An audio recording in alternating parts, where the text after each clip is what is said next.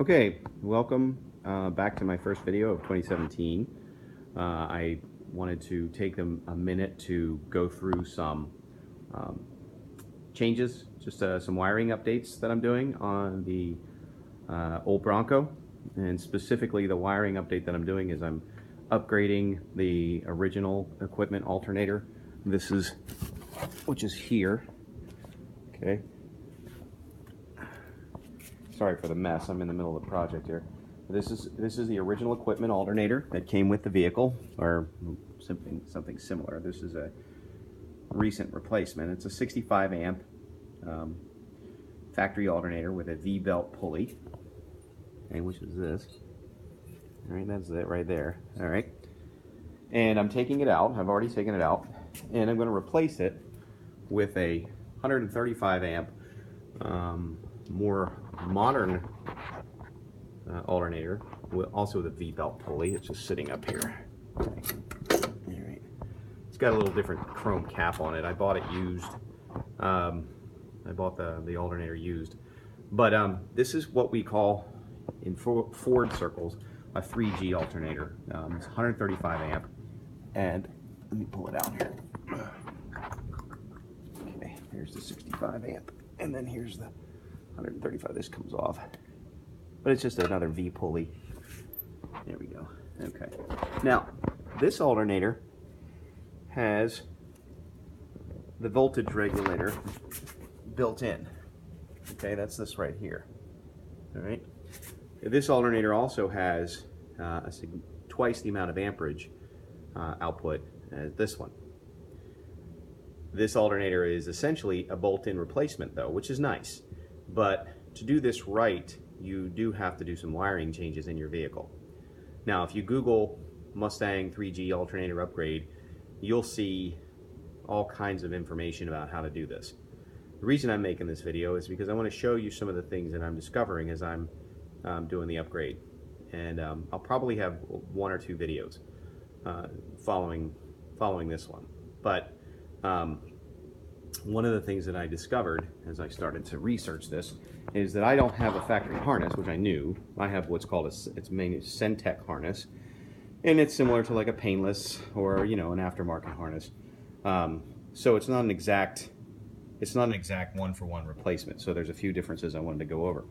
I've already started to remove some of this stuff from my vehicle, and here you'll see some of the wires that are removed, and in there is also the original type. This is solid state, but it's the voltage regulator that went on the inner fender. Okay, so I've already taken that out, and the alternator wire. Okay, so we don't need that. This is original, and these are some of the wires. They were part of my Centech harness. I have them set aside. If I ever want to go back, I'll put them in. Also what I'm doing, okay, now this is, obviously this engine's not original, it's fuel injected. And I have my TFI coil right here, and my solenoid will go here, and my battery's here, but it's all torn out. And what I'm going to do is I'm going to install the alternator, and I'm going to upgrade some of the wiring so I have a solid connection. And I'm going to then also add a few features to make my wiring a little more bulletproof. First one is this post here, okay, and this post is nice because I can put a battery wire, like a power wire here, and then use these smaller poles here for other circuits. I have one similar back here for my grounds, which is a really nice way to share wiring connections. I'm also going to add this. This is called a mega fuse. It's made by Little Fuse, okay, and it's going to go in the circuit coming from the alternator. So I'm going to have this added as well for safety. So these are the things I'm going to add, and the other piece I'm going to use is, it's probably hard to see, but the instructions call for a minimum of 6 gauge wiring. I picked up some lengths of 4 gauge wiring from Napa. I'm going to add these between the battery, the hot lead coming off the alternator, and the battery post of my solenoid. Sorry for my mess here. Again, this was kind of like second hand, but see, now I'm going to put it to the solenoid. So the heavier wire will carry the additional voltage. The instructions on the Centech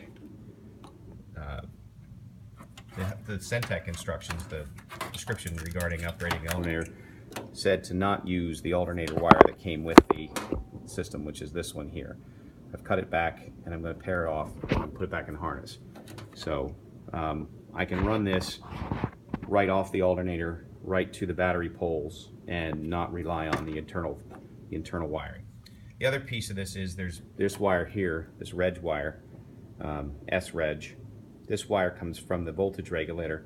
This is called the start-run wire, and this is going to go to the one of the connections on the alternator to act as the exciter. And the exciter is what we need when we crank the engine. This gets some power to the alternator, and it kind of jump starts the electrical, I guess the electrical fields inside the magnetic fields inside the alternator to create electricity. I've also read that I can tie an alt light to this, and I'm going to explore that as well. So if I have a dash light similar to an alternator light that lights up when your alternator is not creating electricity. So there's some things I'm going to do here. Not sure yet how much I'm going to do in terms of features, but I'm going to clean this up, and I'm going to install that one right there. Okay, and I'm going to install that one right there. It comes into view. There we go. Into this engine compartment right here. Okay, so that's what we're working on. Feel free to comment. Should be get it next couple of days or weeks. Also note that I have some EFI harness cores. I know I've been communicating with a lot of guys about either giving them advice, which is fine, on these cores, the wiring harnesses, and converting them for universal use. And I'm going to be selling a few, so if anybody wants to buy one when I'm done, probably later in a few weeks or maybe a few months, I guess is probably safer to say, I'll have some for you. So I just wanted you to stop in and check it out, and I'll be back in a few days with some more progress. See ya.